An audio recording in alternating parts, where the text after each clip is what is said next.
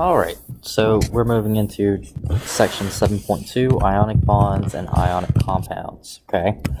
The main idea for this section right here is going to be oppositely charged ions attract each other, forming electrically neutral compounds, meaning the positives and the negatives will attract so that they have a net charge of 0, and that is what neutral means to us, okay? Alright, moving on down. Some essential questions to this chapter or this section that we need to go through. How do ionic bonds form, and how are the ions arranged in an ionic compound? What can you conclude about the strength of ionic bonds based on the physical properties of ionic compounds? And is ionic bond formation exothermic or endothermic? And what the heck do those terms mean? Okay. Alright, some vocabulary. A compound, that's a little bit of review.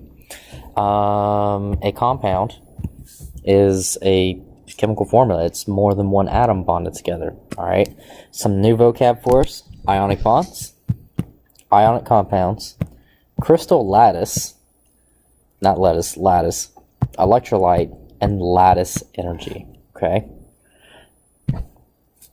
Alright, so the formation of an ionic bond,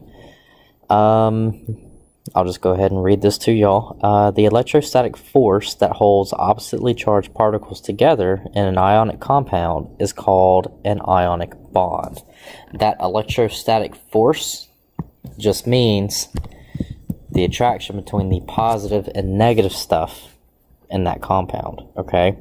It holds those oppositely charged particles together in an ionic compound, all right? The positive attracts the negative. Like before in 7.1, the positively charged nucleus of one atom is attracted to the negatively charged electrons of another. Compounds that contain ionic bonds are called ionic compounds. That's pretty straightforward. This one right here you have to be careful with. It says binary ionic compounds contain only two different elements, okay? Binary means two. All right, two different elements. You have a cation and an anion, or an anion. There's a video for you to go watch. I will give you a link, but I'm not playing that video right now. Teaching Transparency 23. This is going to be something that you will have received in class and you will have done in class. However, this is part of it here, and we will go through it. All right. Off to the left is the picture part of it. Off to the right are some worksheet questions that you will answer attached to it. I'll start off at the beginning. How many valence electrons does a neutral magnesium atom have? I will go over to my handy dandy periodic table, and I will look up there and I will see that it has 2 valence electrons. I will write 2 valence electrons, and I have no idea why that red line just happened like that. Number 2. What is the charge on a magnesium ion? What does magnesium have to do to form such an ion, and why does it tend to do so? I know from yesterday when I wrote the charges that they formed that magnesium is in group 2. That means it has 2 valence electrons, but it will also form a 2+ charge, okay? Now, in order to do that, it has to lose 2 valence electrons, and it does that in order to be like the nearest noble gas, or at least its electron configuration will be like the nearest noble gas, in order to achieve what we call noble gas configuration. I do not know why those lines keep popping up the way that them lines do. And then I got pages flipping all over the place. That's alright, we'll get it figured out here in a minute. Alright, that takes care of number 2. Number 3. How many valence electrons does a single neutral chlorine atom have? If I look up on the handy dandy periodic table, I notice that chlorine is in the 17th column. It's a halogen. It's going to have 7 valence electrons. Alright. Number 4. What is the charge on a chloride ion? And what does chlorine have to do to form such an ion, and why does it tend to do so? So I look back up there at my periodic table. I see that because chlorine is a halogen in group 17, it will form a 1 minus charge. In order to do that, you will have to have gained 1 electron, okay? And it does that. It gains 1 electron. It steals one from someone else in order to achieve noble gas configuration. All right, and it does that because those electrons are more stable in that noble gas configuration than not.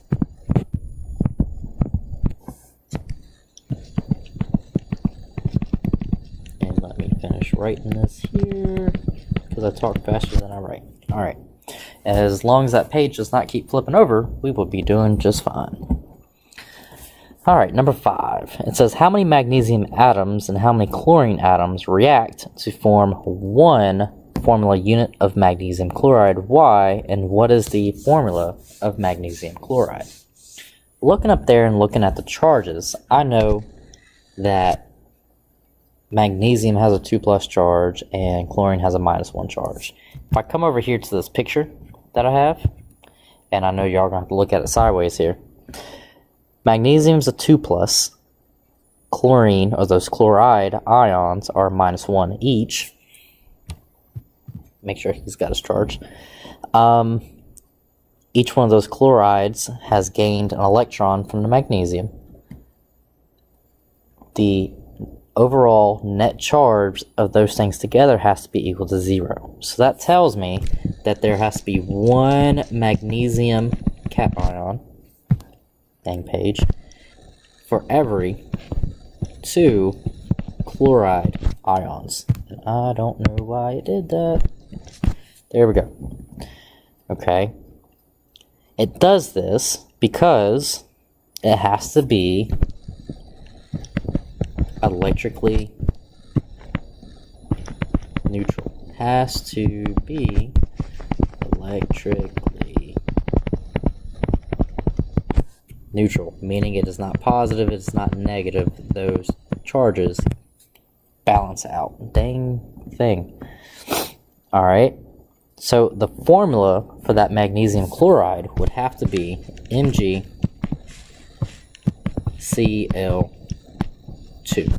Okay. And we put the little 2 down at the bottom as a subscript to show that there's going to be 2 chloride atoms there, or ions there. Okay. What kind of compound is chloride? Because what we just got done talking about in number 5, what is said as number 4 right here is actually number 6. It's just a typo in someone's part, but mine, I don't think. It may have been. What kind of compound is magnesium chloride?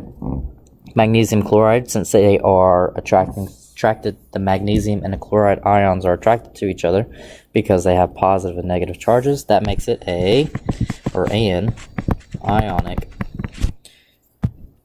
compound. You know, as soon as the thing quits doing that, we'll be good to go. And it did it again. We're doing good. What happens to electrons during the formation of the compound? If you go over to the picture on the left-hand side, magnesium has its valence electrons here and here. Metals want to get rid of those valence electrons, so magnesium shucks them off, and the chloride ions come in and take them, okay? Because the chloride ions want to gain those electrons, so they steal them, they snatch them up, because that is what they want to do, okay? That is what they were born to do. That's just like what they want to do. All right. So what holds these 2 atoms together in a compound? It is that electrostatic and electrostatic attraction. Okay. It's the electrostatic attraction. All that is fancy science-ese for positives and negatives are attracted to each other. Number 7.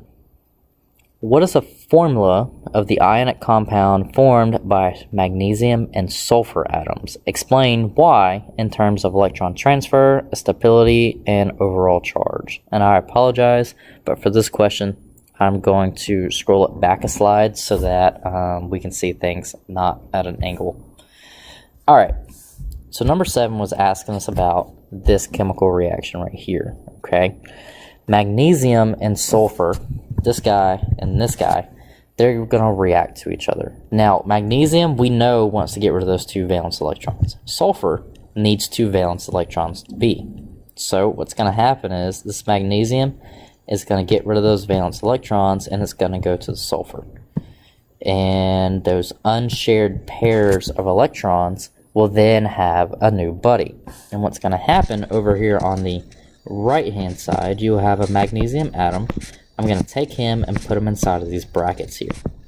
And because he doesn't have any valence electrons, he got rid of those 2, he's not going to get any dots. But since he lost 2 valence electrons, he's going to have a 2+ charge. Now over here, we're going to do the same thing for sulfide. That's the correct way to say the sulfur ion. Negatives get ides. Positives don't get anything. They're just what they are. That's just how we differentiate. Now the sulfur is going to have a full octet of valence electrons. However, I'm going to make them a little bigger than normal. The 2 that it got from magnesium are attached to it. And since that sulfide got 2 electrons from the magnesium, he has 2 extra past what he normally has, so he now has a -2 charge, okay? The magnesium and the sulfur will be right there, all right? Now let's go back to our question in number 7. What is the formula of the ionic compound formed by magnesium-sulfur atoms? Explain why in terms of electron transfer, stability, and overall charge. I know from what we just saw that magnesium is going to have a 2+ charge. And that sulfide is going to have a 2- charge. And that goes straight back to this guy and this guy. And over here with the electron transfer that magnesium and sulfide had. Okay. This is going to be an ionic compound. The magnesium gave up 2 electrons to the sulfide. The magnesium then became a 2+ charge, and then the sulfide became a 2- charge because he gained those 2 extra electrons. Okay. Number 8. What is the formula of the ionic compound formed by magnesium and phosphorus atoms? Explain why in terms of electron transfer, stability, and overall charge. We're going to do the same thing. I'm going to go back here. I'm going to see if I can't change my color of the pen to, I don't know, something other than red. We'll go with purple because, you know, purple. All right, so we're going to do the same thing here. Okay. We're going to transfer electrons over to the other one as many times as we need to in order to make sure everyone transfers the electrons over. All right. Now, the magnesium still has 2 valence electrons. He needs to get rid of those 2 because he wants to. This phosphorus over here has 3 unshared pairs of electrons. Those 3 unshared pairs of electrons need to have buddies. All right. And I know, based off of the periodic table over there that I'm looking at, that you should also have out and available, that phosphorus will form an ion with a 3- charge, meaning he gets 3 electrons. So here we go. This guy is going to go over here. That's 1. This guy is going to go over here, and that's 2. Holy guacamole, y'all, we got a problem. What has happened is there's still an unpaired electron here for the phosphorus. That's a problem. There has to be another magnesium atom to be able to donate some electrons to him so that he's happy. All right, so I'm going to put in another one over here. All right, so I'm going to take him, come over here, and give him his buddy there. All right, but wait, we have another problem. Over here, this magnesium still has an electron all by himself, so that's a problem. He has to get rid of him. He cannot hold on to him. So there has to be another phosphorus, okay? So I'm going to draw another phosphorus. I'm going to give him his 5 valence electrons there. Alright, go back. So now we're going to do the same thing that we just did until we run out of electrons. This magnesium is going to give this phosphorus here, get rid of that line because it just keeps popping up like that. I'm not entirely sure why it does that, but it does. I'm going to give him his valence electron there. But this phosphorus over here still has 2 unshared pairs of electrons. I need another magnesium to match up with that, okay? So I'm going to draw me another magnesium, give him his 2 valence electrons, and continue to draw my dots until that phosphorus ends up with enough shared pairs of electrons, okay? So what we ended up with are 3 different magnesium atoms donating their electrons to 2 different phosphorus atoms, okay? So over here, and I'm going to write it kind of in a different format than what you saw up here at the top. It's going to be magnesium 2+. How many of these need to be there? Well, there need to be 3 of them. So I'm just going to go ahead and draw 3 of these. Just like this. Now that magnesium becomes a 2+ because over there on the left hand side you saw that each one lost 2 of its electrons, okay? Because you lost 2, you become positive 2. I'll put my plus sign right here. Now we ended up needing 2 phosphorus atoms. So that's going to be a P right here. He has now his full octet of electrons. However, I'm going to draw the ones that transferred over, and I'm going to make them bold. Now, there are 8 dots there. However, phosphorus will have formed a 3- charge. It will have gained 2 extra electrons, okay? But that takes care of one of the phosphoruses that I did, but not the other, so I need to go ahead and give it another, okay? And make sure for your anions that you show the full valence shell of electrons, okay? 1, 2, 3, 4, 5, 6, 7, 8. Okay. Now going back to my question over here for number 8, what is the formula of the ionic compound formed by magnesium and phosphorus atoms? From what we just saw, I'm going to need 3 magnesium ions, and I'm going to need 2 phosphide 3- ions, okay?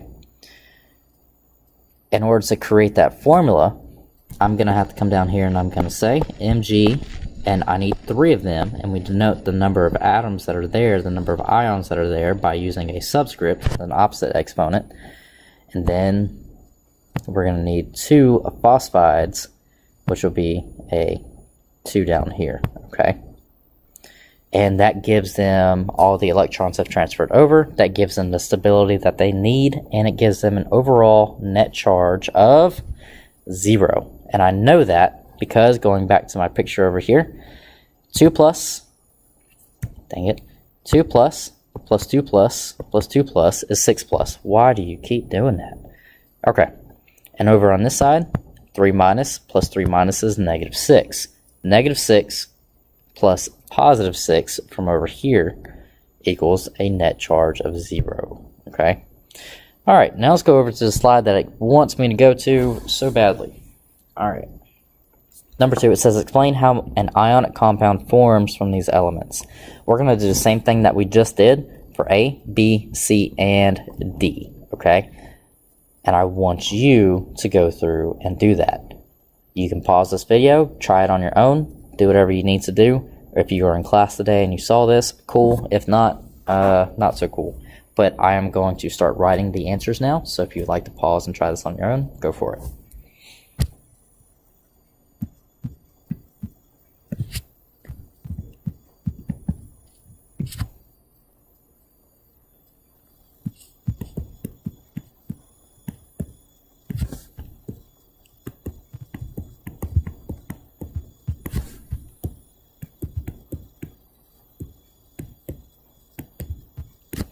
Okay, there are your answers. You can double check to see what you got.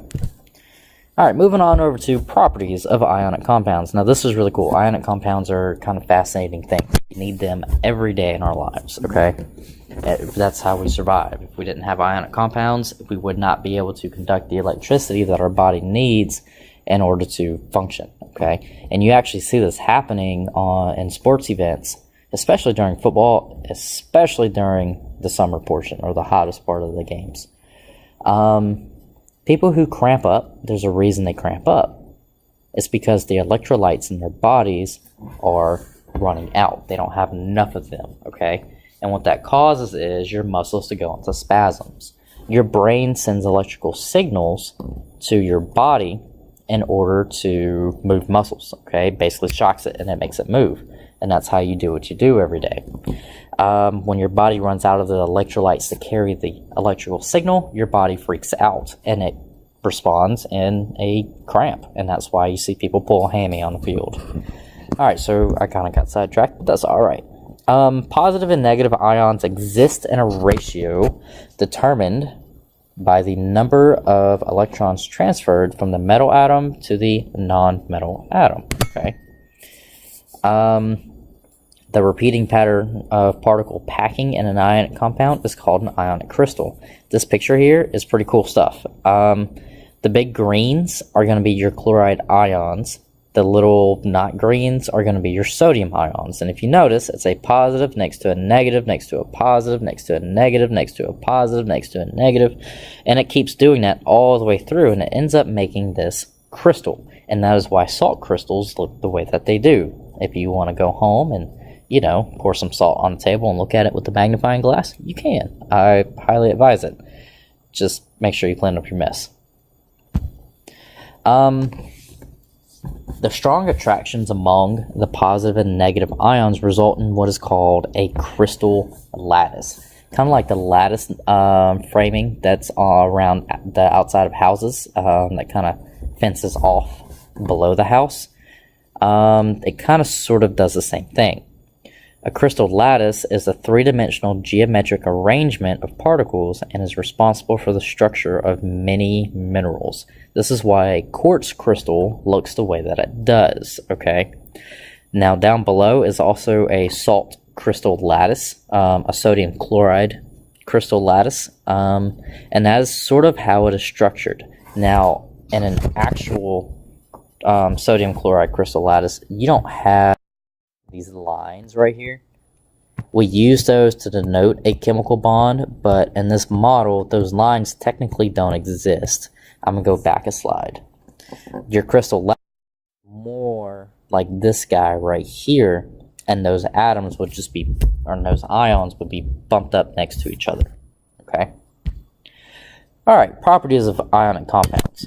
Because of that force of attraction between them, that positive and negative is actually a very, very strong force of attraction. It causes ionic compounds to have interesting properties. The melting point of those compounds, the boiling point, and the hardness depend on the strength of attraction between the two ions. Okay, and down below we have a table here in table 5. It shows the melting and boiling points of some ionic compounds. Okay. If we start right here, sodium iodide, it has a fairly high melting point. That's 660 degrees Celsius, which is really, really high. Okay, it's not going to get there. It's hard for our brains to imagine this temperature. Potassium bromide, KBr, has a 734 degrees Celsius melting point. Now let's skip on down. Sodium chloride, which we've been talking about, has a melting point of 801 degrees Celsius. That's pretty daggum hot, y'all. And then we can make it all the way down here to magnesium oxide. It has an even higher melting point of 2,852 degrees.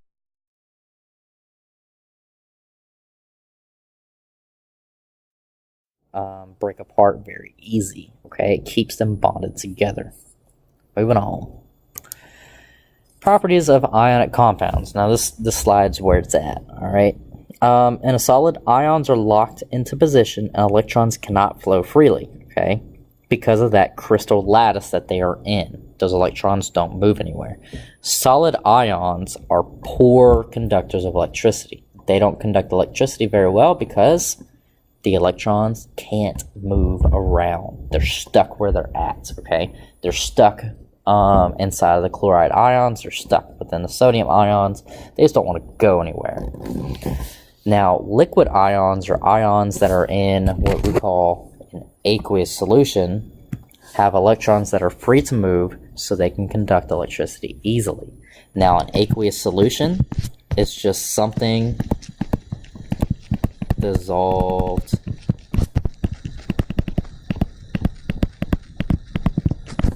in water. Okay, I'm gonna call it H2O because we're in chemistry class and we should know what H2O is by now. We just like to be fancy and call it aqueous, or if you want to be super fancy, you can call it aqueous solution. Aqueous solution is what I'm gonna call it. All right. When things dissolve, it allows the ions to move around, and because those ions are allowed to move around, the electrons are then allowed to move around, and that causes them to conduct electricity. Now, why is this important? Go back to the story I just told you about the athletes who cramp up and pull a hammy on the field, okay? An ion in aqueous solution that conducts electricity is an electrolyte. Now, you know what electrolytes are. It's Gatorade. They tell you it's Gatorade, okay? It's got electrolytes in there. It sounds all fancy, but all that means is it's got salt in there. Some people, for cramps, they drink pickle juice. It's got a lot of salt in there. Salt, sodium chloride, is an electrolyte, and it helps your body conduct electricity, okay? Now, the figure below demonstrates how and why crystals break when an external force is applied. Now, think back to quartz crystals. I don't know if you've ever gotten one. I don't know if you've ever tried to break one apart. But if you hit one with a hammer, they don't break normally. They kind of break at a clean area, okay? You can hit it and it'll break off perfectly. There may be a couple crumbs based off how hard you hit it, but for the most part, it will make a nice clean break. The reason it does that, if you look at this picture down here, here's a crystal lattice of an undisturbed ionic crystal. Do I know what kind it is? No, it doesn't really matter. Whenever you hit it with a hammer, you shift those ions out of place. And what you end up with right here with these two reds right here, a positive and a positive next to each other, and a negative next to each other. At this point in time, that ionic compound freaks out. It does not like it one bit, because positives don't need to be near each other and negatives don't need to be near each other, and it causes a bit of repulsion. Moving on over here to the right, the forces of repulsion break that crystal apart, and that's why it literally splits in two like that, okay? Here's another video. It will be posted. There's the link right there. It's, if you would like to go and watch it. I'm not clicking it right now. Alright, energy in the ionic bond. Now we're going to talk about energy a little bit. Reactions that absorb energy are endothermic, okay? That means energy has to enter the thing. Now, typically the way that feels to us, so that we kind of know an endothermic reaction is happening, it feels... Wow, that letter came out all kinds of bad. Oops, missed it all. It feels cold, okay? It'll feel cold, all right? That's because the energy from the surroundings of whatever's happening on the inside is being absorbed by that thing, okay? It's sucking in that energy so that the outside of it feels cold. Reactions that release energy are exothermic. It is exiting the system, okay? Which means the energy from within is leaving, it's going out, and the way that feels to us is it feels hot, okay? It's got extra energy. Those molecules are moving around more because something gave them the energy to do that. All right. Now we got a holy guacamole slide right here. There's a lot to it. I'm going to read through it. You can pause if you need to, whatever works for you. All right. The energy required to separate 6.02 times 10 to the 23rd ions in an ionic compound is referred to as the lattice energy. The energy that holds that lattice network together, okay? Lattice energy is directly related to the size of the ions that are bonded. Okay, smaller ions form compounds with more closely spaced ionic charges and require more energy to separate. Meaning, those guys that you see, the ions that are from elements that are higher up on the periodic table, that have low atomic numbers, they're going to be bonded together stronger, okay?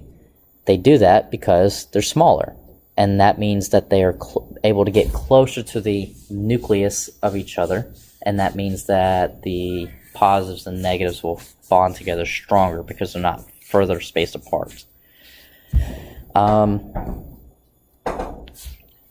Hang on half a second.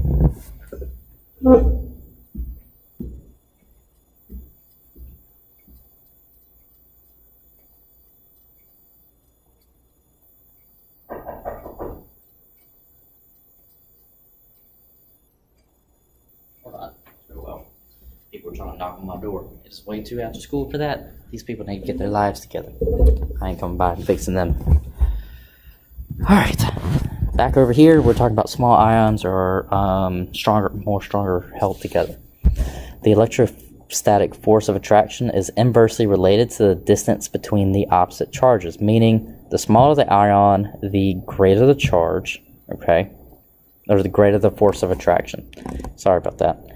Also, the value of the lattice energy is also affected by the charge of the ion, meaning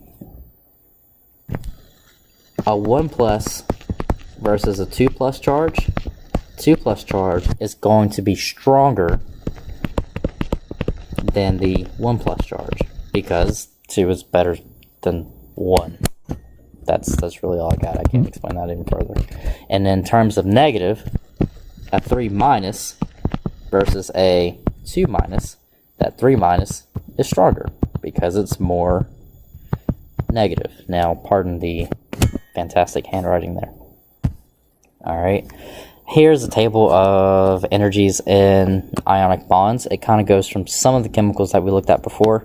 It shows that lattice energy that's holding those things together. And if you notice, this magnesium down here in the bottom, this guy right here, has a very, very high lattice energy, meaning, and that we can, that it's very, very hard to break them apart. And what we can do is we can kind of rationalize a little bit of this. Magnesium forms a 2 plus charge. Oxygen forms a 2 minus charge. So that means that because it's got those higher charge values, it's going to be held together stronger.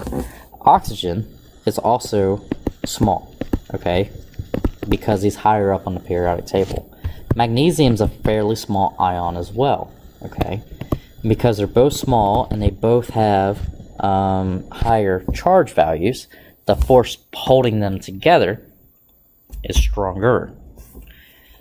Let's go look at potassium iodide, that Ki all the way up here. That's not Kl, is Ki, okay? That I comes from number 53 on the periodic table. Potassium is a little bit bigger than magnesium is. It also only has a +1 charge, okay? So it's bigger. And then you can actually go and find iodide, which is going to be I. It's going to be 53 on your periodic table. He's only going to have a minus charge. And he is way down there on the periodic table. He's big, okay? Because he's really big and he doesn't have a high charge value, both of those, the lattice energy between them is not that great, okay? So that's why Ki has a much less lattice energy than the magnesium oxide way over here. Essential questions. Going back to those questions that we just got done talking about that we're going to review or try to answer throughout this lesson. How do ionic bonds form and how are the ions arranged in an ionic compound? We know ionic bonds form because there is a transfer of electrons. How are those ions arranged in an ionic compound? Positive, negative, positive, negative, positive, negative, and positives don't want to be near positives, and negatives don't want to be near negatives, okay? What can you conclude about the strength of ionic bonds based on the physical properties of ionic compounds? Because those melting points are so daggum high, the strength of an ionic bond is very, very strong, okay? And it depends on the size of the ions and the charge values of the ions within that ionic compound. And is ionic bond formation exothermic or endothermic? That's actually a really good question to ask here. Let's go back to our lattice, our lattice energies. I'm sorry. Whenever ionic bonds form, they typically will release energy, okay? And sometimes they also absorb energy, okay? It just depends on the type of ionic compound being formed, okay? That's it. Good job. You made it through lesson 7.2. Let me end this slideshow. We're going to keep them little annotations. And I'm going to come over here. I'm going to hit the stop.